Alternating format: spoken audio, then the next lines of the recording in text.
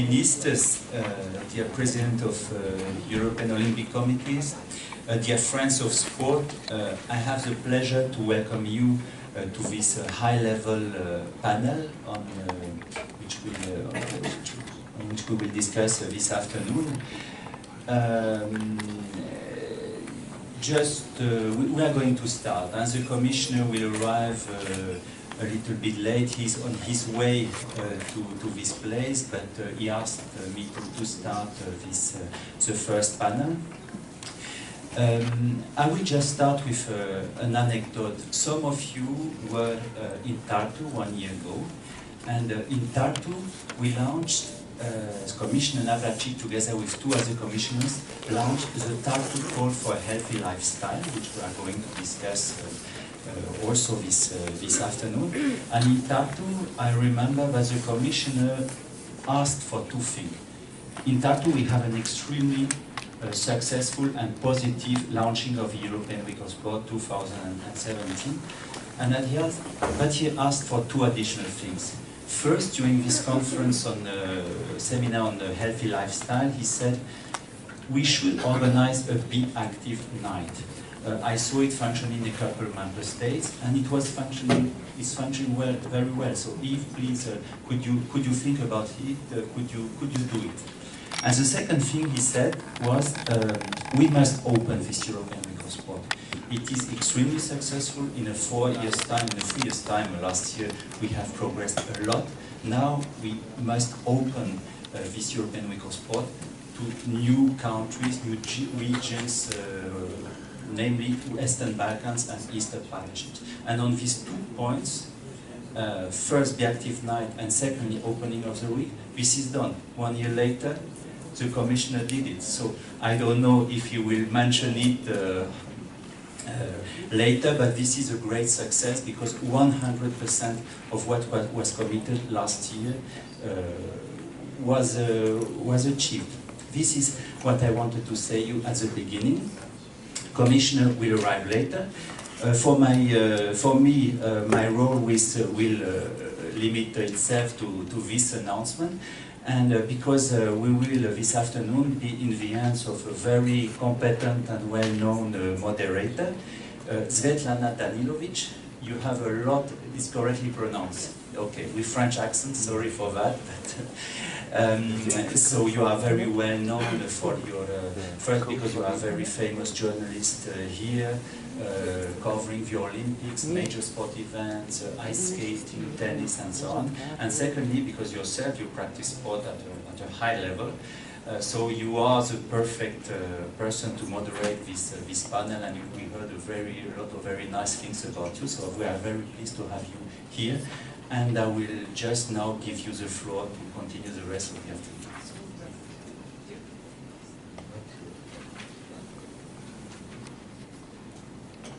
Hello everybody, just let me introduce myself shortly. Like, I'm coming from athletic family. All the members of our family are in sports. My husband is the president of Basketball Federation of Serbia. My daughter Olga is now in Tashkent, Uzbekistan, playing WTA tournament. She's 17. My younger kids are playing volleyball and basketball, and that's why I think this topic is very important for us as parents and for us as members of our communities. Thank you for coming, everybody, to Belgrade and participating in the 4th edition of European Week of Sports. The European Week of Sports is European Commission-led initiative aiming and promoting participation in sports and, what is more important, in any kind of physical activity. So far, it was organized exclusively in the Erasmus Plus program countries. This year, for the first time, this initiative is going beyond borders and is including the Eastern Partnership as well as Western Partnership and Balkans as well. In order to highlight the importance of this subject, here in Belgrade we have high-level participants of the roundtables led by European Commissioner for Education, Culture, Youth and Sports, Mr. Tibor Navracic, which we are expecting his arrival shortly. Okay, so let's start. Let me introduce you to our first roundtable participants. Mr. Mikola Movchan, Deputy Minister for Youth and Sports of Ukraine of European Integration. Mr. Movchan is the Deputy Head of the National Commission of Ukraine for UNESCO and representative of Ukraine in the UNESCO Intergovernmental Committee for the Physical Education and Sport. Previously worked as journalist and as diplomat in the Embassy of Ukraine in the Islamic Republic of Iran. I hope that today we have Mr. Hrvoje Kustonja, President of the Croatian School Sport Federation. We were expecting his arrival.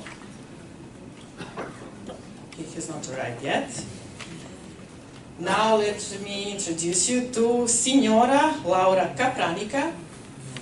She is here with us. Professor of Sports Sciences at the University of Rome, Foro Italico. The President of European Student and Athlete Networks. Ms. Capranica is the founder of the European Group for Research into Elderly and Physically Activity, the founder of Italian Society of Movement and Sports Sciences, the coordinator of the European Intensive Program of Sport Performance, and she authored more than 120 scientific papers. Mrs. Sofia Pustai, representative and head of the country office at the World Health Organization, WHO in Serbia, and head of the country office at the World Health Organization Office for Europe. Mrs. Pustai was the pediatrician at the Bethesda Children's Hospital and counselor at the Medical Research Council. And Mr. Đorđe Višatski, Secretary General of Serbian Olympic Committee. Since 2009, Mr. Višatski is the Executive Committee member of the European Olympic Committee, Chairman of the Coordination Commission for Baku 2019 Games, and has 1 silver and 1 bronze medal from World Rowing Championships. So for now, these are our participants. We are hoping that the Commissioner is coming soon and that he can join us. But let's start with Mr. Movchan. Mr. Movchan, how do you think governments can influence the behavior of people and encourage people to be more physically active and adopt healthy lifestyles? Thanks a lot for the question. But first of all, good morning, good evening, ladies and gentlemen, good afternoon. It's a great pleasure to be here, to be invited and to participate in such a very important event as our seminar. And I have the honor to represent here the government of Ukraine, the Ministry of Youth and Sports of Ukraine as Deputy Minister for European Integration. And it's also an honor for me to be a coordinator for European sport in Ukraine. And our ministry, we draw on lots of attention to the development of the healthy lifestyle and encourage people to go in for sport, to have a healthy lifestyle, to make more promotion for physical education, physical culture, physical activity. There was adopted in 2016 the National Strategy for Physical Education, Physical Activity and Healthy Lifestyle up to 2025. And for us it's a very important document, and by preparing that document we have incorporated there all important international documents, for example UNESCO Charter for Physical Activity and Sport, revised charter, which was revised in 2015, important documents from the European Commission and other international documents. And for us, when we got the, thanks to the European Commission, to our activity, the official auspices to organize the European Week of Sport in Ukraine, for us it was a great opportunity to attract public attention, to encourage people to go in for sport, to have a healthy lifestyle, and to conduct physical activity. And we use actively. We had this morning the first seminar, and I made the presentation about our achievements during this month of September. And for us, European Week of Sport, it's the philosophy. It's the one important part of the European integration of Ukraine, and as you know that we have an association agreement with the European Union, and there we have articles on sport. It's why for us it is the its philosophy, it's the style of life, and it's an important part of the European integration, where we can also encourage Ukrainians of all ages, children, youth, adolescent, and also grandfathers, grandmothers, all the ages without any exclusion, to go in for sport and to show the culture, the culture of physical activity and healthy lifestyle. And for us, it's also a very important diplomatic instrument tool to bring together all Ukrainians in promoting European integration and European Week of Sport. Besides, as the government, at the Ministry of Youth and Sports, we actively cooperate, as I told, with UNESCO, and just a week ago we have celebrated the International Day for university sports under auspices of UNESCO. And for us it's important event in making promotion of student sport, healthy lifestyle, and physical activity among students, which is extremely important. In our country we have over 15, I would like to underline, over 15 purely universities for sports and physical culture, and over 100 faculties, sports faculties in different universities. So it's why we have a great potential, and European Week of Sport will help us once more to be more active, and the great slogan, "Be active," to be more active in the spreading and promotion of healthy lifestyle, physical activity. And here we have great partners from the European Commission, from the international organizations on bilateral level of countries, Olympic Committee, and we as the government, as the ministry, we unite around us lots of partners. For National Olympic Committee is our very important partner. Then we have Sports Committee of Ukraine, which unite over 115 federations of the non-Olympic kinds of sport. Then we have different associations, for example, Association of the Student Sports, where I have the honor to be a member, and our goal to spread the physical culture, education, physical activity, and healthy lifestyle in schools, universities, and different institutions. So that's why I would like to say, to underline that there are lots of instruments, and we use all of them to encourage Ukrainian people, and not only to go in for sport. Thank you for now. Thank you. We will hear something more a little bit later from you, and you can ask him questions when they all finish. Signora Laura Capranica, now I have a question for you. What are, according to you, the two most important factors that influence the behavior of people regarding physical activity? Well, it's a very difficult question, because in the lifespan there are different determinants of physical activity behaviors or active lifestyles, and also depend on the context, on the national, local, regional context. So recently at the European level, there was a joint programming initiative trying to let's say, establish a knowledge hub on this topic. What is the cause of the cause for the secular trend towards sedentary behavior, and how we can reverse this cause of the cause. Now, at the moment, what we did, 300 researchers, 13 countries, 3 years project, focusing on the methods, to monitoring on the determinants and also the policies. We try to systematize the knowledge. And the knowledge, there is a lot of knowledge saying that physical activity is good for your health. The problem is that if everybody knows that the physical activity is good for your health, why people are getting less and less active? So at this moment, we do not have a clear answer on which are the determinants or the most important determinants, and this group of research involved in trying to find a tentative solution on determinants started an action. I mean, we apply for a cost on determinants of physical activity in different settings, and we are waiting for the response of this application.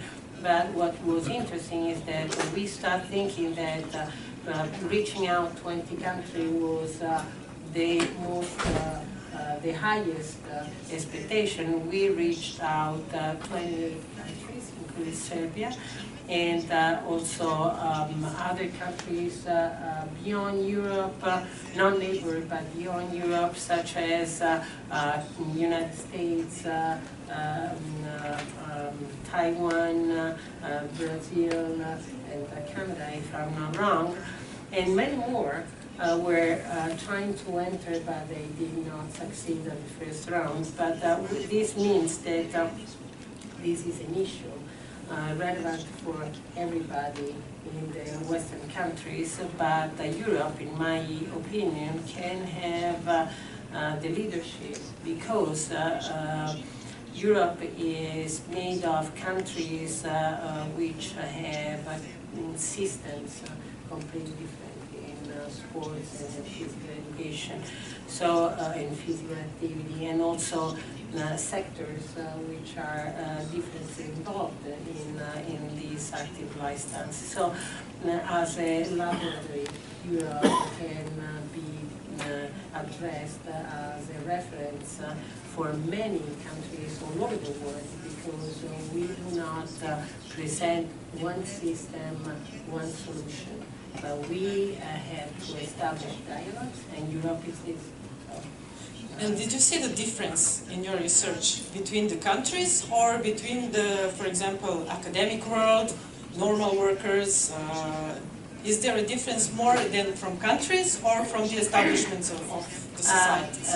The analysis is very complex, also because lots of data have been collected, but the different methods and also the different access to data do not allow a secondary data analysis and to combine and harmonize data.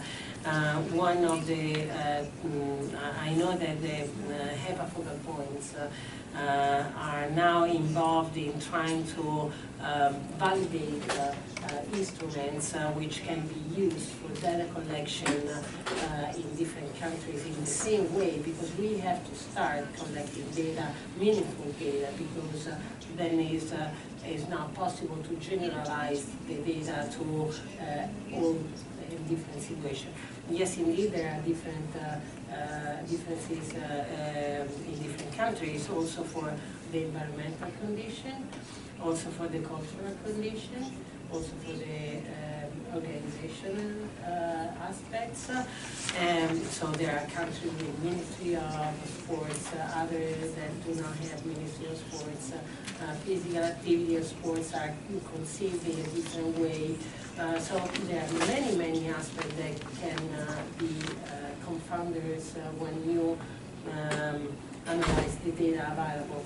But one thing is clear: we need an instrument that allow the harmonized data collection to study the whole phenomenon, and then we can see whether those aspects really have an influence or an impact on the active lifestyles of the population. Because, for example, if you look at the Eurobarometer, the population, the European population, having the longest life expectation, actually are the less active. So you might try to think that being less active preserves your life. But this is not true. Maybe it's a pitfall of the measurement tool that you use. So at the moment, again, there is no clear answer, but there is an urgent need to get together and to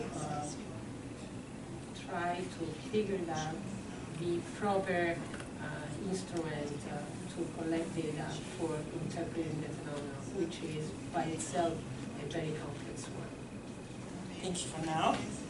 Now, this is Sofia Tustai, and you have been here in Serbia for a while. The new Global Action Plan on Physical Activity sets the target to reduce physical inactivity by 10% by 2025 and 15% by 2030, with as baseline the levels of 2016, let's say.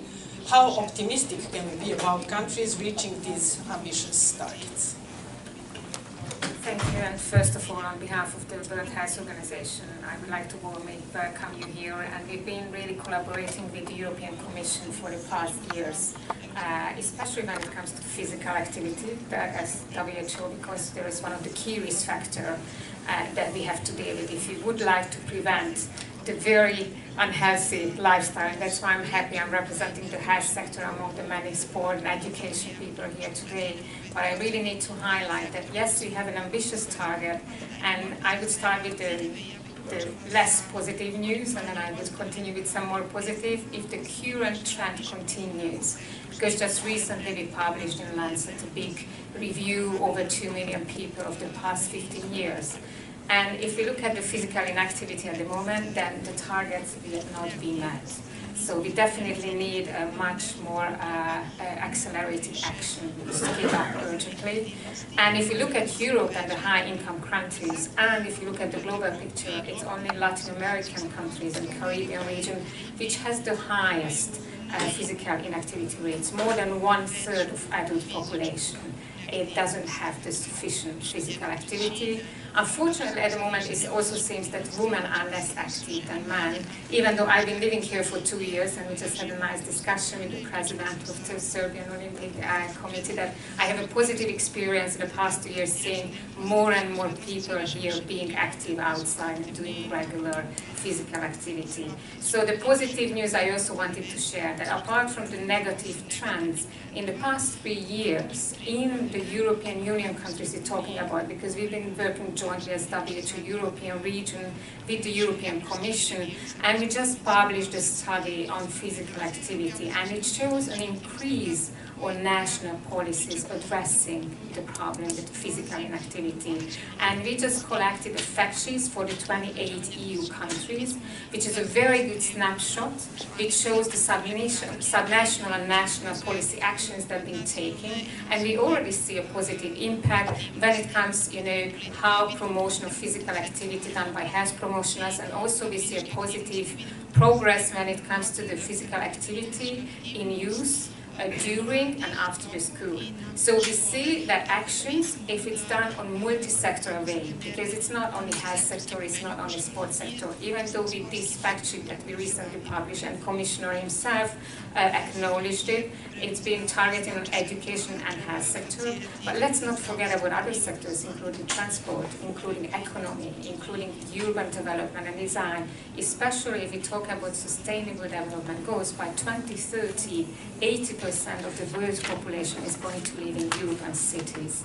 And that's why it's very important to involve all decision makers, including the local level, local cities governments, in developing environment and design environment that is good and that makes physical activity accessible in equitable way. So it doesn't matter what gender, what age, because we're also talking about aging population in Europe or youth we want to reach, but we need to design urban spaces that is good for physical activity, that makes access easily reachable, that it's, the walking is more safer. So we design the cities that get priorities, the pedestrians get the priority and not the cars. And then it has, of course, positive impact on the environment, because then the air pollution is less, the air quality is better. So we see very good example, and just recently there's also been a very nice publication that I also can promote, because it provides good examples for all of you who would like to use, that towards more physical activity in cities. And it really uses already case studies from our region, which is 53 countries, including either Copenhagen or Rome, or including Barcelona or Moscow or some other cities that done already feasible actions and already showing tangible results. So just to make it short, Yes, the targets are ambitious. It's not easy to reach, but if you do a multi-sector joint response, we would succeed, and that's why part we are One here more today. short question. What concrete steps has your organization made, for example, here and on the Global European- level. Yes. Yeah, we just, a European region was a bit even more advanced than global level, because already in 2016 we developed jointly with our 53 countries a strategy on physical activity. But this year in May it was a milestone, because the Global Action Plan on Physical Activity was also adopted, and we launched a campaign, Let's Be Active. And as we heard from Professor, data is critical. And what we've done in the previous years to be able to move ahead is to really improve the surveillance. Three examples I would like to mention. One is COSE, is the Childhood Obesity Surveillance Initiative. That's 38 countries already been on board, including Serbia, and which provides the first ever standard methodology. So it means that it's standardized equipment. It's done at the age between 6 and 9 years old school children, and it makes possible to compare the different countries. But because it's done every 3-4 years, it also makes possible to compare the trends. So that's already a very important step, and the third round is going on right now. The other is the Health Behavior School age survey that also done among children between 11, 13 and 15 years of ages. Bit of self-assessment, but also has a very good side what trend we have in the past 15 years. It's done every 5 years, and also makes possible comparison between countries. We also have a stepwise approach on risk surveillance, and then of course with these country fact sheets that I already mentioned on physical activity, but also to supporting through these global action plan and strategies to developing a national action plan and strategies both on regional and local level, including, by the way, the Healthy Cities Network. I don't know if you heard of that initiative. It's been in place for 30 years. Unfortunately, in Serbia, actually only one city, Novi Sad, is a member, but I know many other cities like Italy, which really many cities there, and it's not only it's really a joint development planning for local cities to be able to improve the quality of life, the health, of course, but also social, environment, and economic positive impact. So these are all just really a sort of snapshots what WHO is doing, apart from the fact that monitoring is one key important issue. So we can see whatever interventions you made at local level and national level, then it has an implication and you can measure it. It's very important for the next steps. Thank you. Thank you. Now, Mr. Vishatsky, how does the Olympic movement, using the examples of Serbian Olympic Committee, can contribute to promoting physical activity and healthy lifestyle at the grassroots level? But we have great athletic experience, so you can put and tell us even more. First of all, I would like to welcome you all to Belgrade in front of the Olympic Committee of Serbia, which is an umbrella organization for top-level sports in Serbia. I would also like to welcome Mr. Janez Kocijančić, President of European Olympic Committees, who is today with us here, which also shows the importance of the topic that we're discussing today. Obviously, Olympic Committee of Serbia is focused on the top-level sports and achievement of top results at the Olympic Games, and this is something which is a core of our daily activity. But we see this as a unique tool to actually do what we talk about here today. We see top-level results of the Serbian athletes being a way to the young people. Those athletes that achieve these results are most certainly best ambassadors of all the values that we want to promote. Obviously, Olympic Committee of Serbia is a part of the Olympic movement. Very much focuses on the 5 Olympic values that IOC promotes around the world, which are most commonly mentioned: a balance between body, will, and mind, joy of effort, but regarding this issue, even maybe more importantly, respect of others and pursuit of excellence. I believe that sports and participation, particularly sports, gives a different perspective to youth and to the general society than just being part of physical activity. Obviously, using all the tools that we have later on, once these results are achieved, you can really use it down the line in your life. So if you have a child that participated in sports, there is definitely more possibility that later on in life he or she will be prepared to live a healthy lifestyle than somebody who did not participate in sports. Obviously, we are aware of what is happening around the world today, and that new generations have different focuses than the previous ones. We as the Olympic Committee have number of programs that we run together with the European Olympic Committees and with the International Olympic Committees through the Olympic Solidarity Program that is run by the IOC, which mainly, when we talk about these areas, focuses on Olympic education, culture and legacy, but also sport for social development.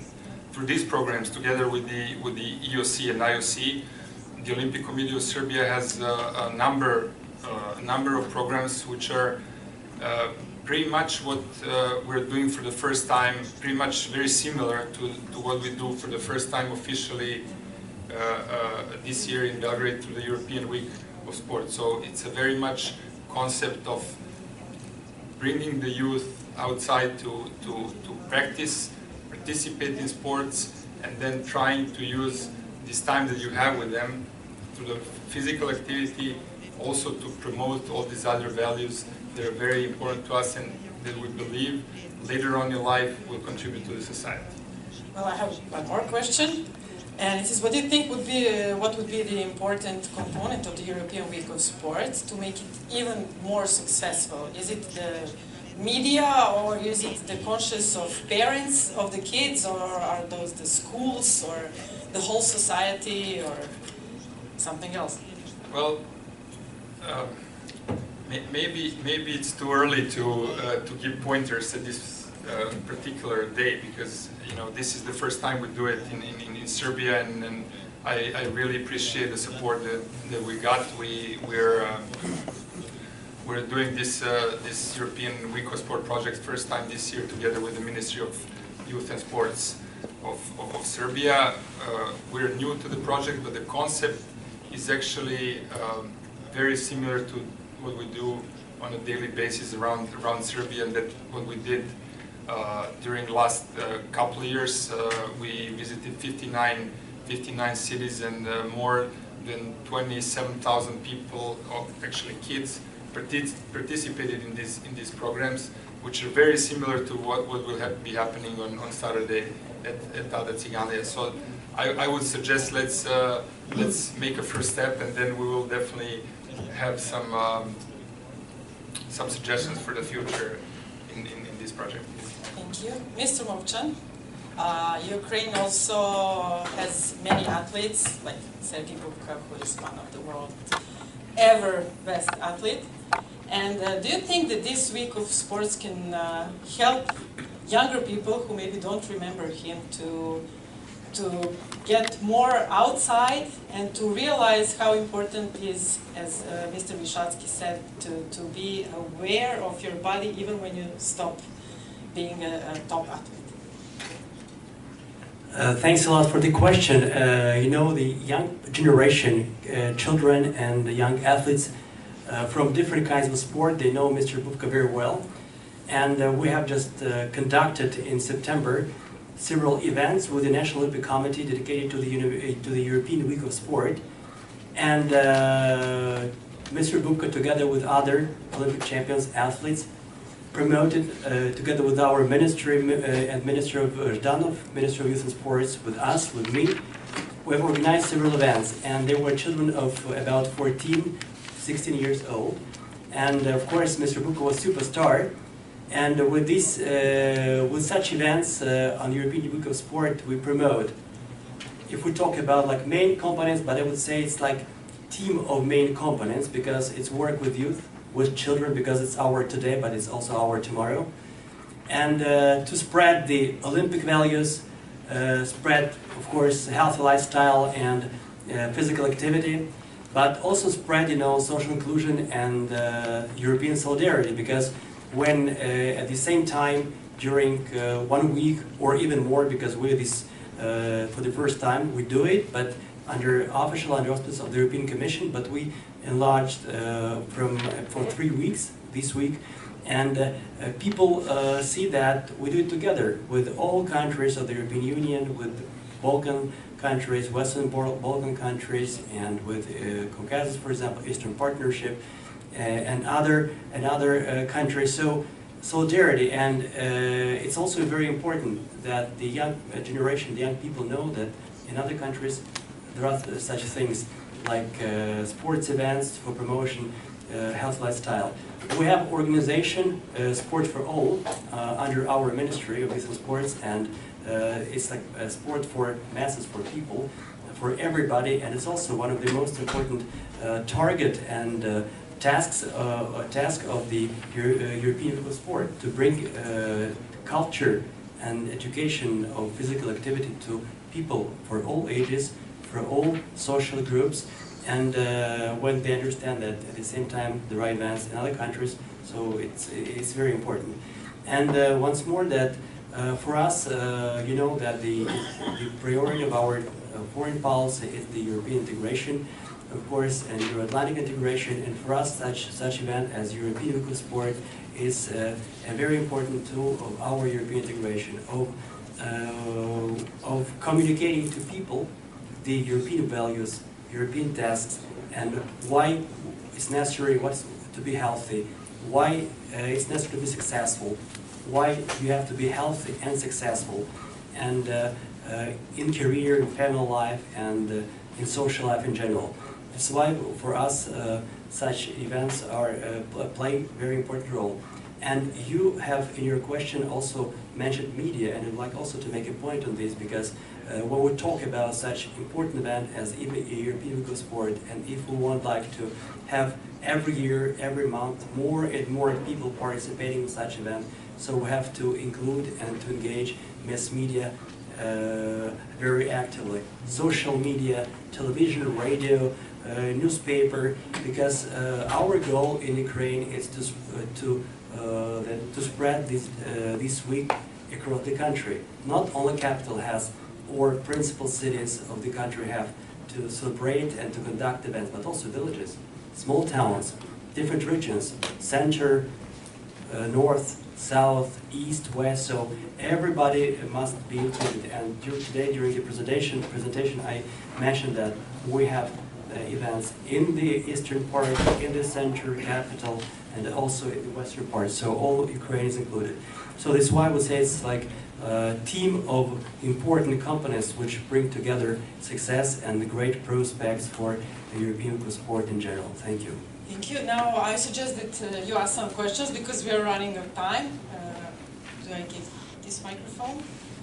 Does somebody want to ask our respectful participants today? Don't be shy. I have many questions. My name is Wolfgang Baumann from TAFISA, which is the International Sport for All Federation. And we have to have the microphone due to the translation services. Then it will run around and then just bring it back to me. Yeah, just a very quick question, because it was not really mentioned during this discussion, since you were very much focusing on your country, Serbia, which is perfect, and Ukraine. Would you also agree that the European Week of Sport by now has gone beyond just being a marketing tool? I believe it has now also unleashed its potential to be a political tool, since it has brought together experts from various European countries. For me, it's a new type of solidarity in sport for all. Actually, we have been dreaming about this for a long time, that in accordance with elite sport, we have a sort of community now all over Europe, where people and organizations are not just organizing their national event, but they also feel part of an overarching community which has not been existing before. So my question would be, do you also feel a little bit motivated through the factor to become part of something bigger, which goes beyond just being a simple marketing tool? And who was the question to? I think we can share the response, probably, but just as a WHO, because we are a global organization, so I was not referring to Serbia, but what I want to emphasize again as a tool, that it's already been established a network for physical activity focal points that we would like to really expand, not only to the EU countries, but going beyond, including this region. But also, you know, when it comes to community support, as you said, yes, it goes beyond, and sport and health lifestyle, and definitely include urban planning. I think it really creates resilient communities, and that's where we would like to move towards the sustainable development goals. But I think you wanted to respond as well. Obviously, the size of the European Week of Sport, based on figures from the last year, which was like 32 countries, 34,000 events. I'm not sure now. There are people that are more involved last year, but I think 12 million participants around Europe definitely passes by only a marketing tool, as you said. You know, but going down the line, we should definitely emphasize on the part of beyond the borders. Because, you know, especially in parts of Europe, as we're living here, you know, we have many issues that we actually when we consider sports, definitely goes before the politics. So this is something that was even discussed in United Nations as a phenomenon. So Europe can really use this value of sport in this way, and I think European Week of Sport is a perfect tool to develop it more down that road. I think that being such a large, an event with such a large view, not only restricted to one sport, one activity and so on, the European Week of Sport has, can have lots of opportunities to include different culture, different population, and also express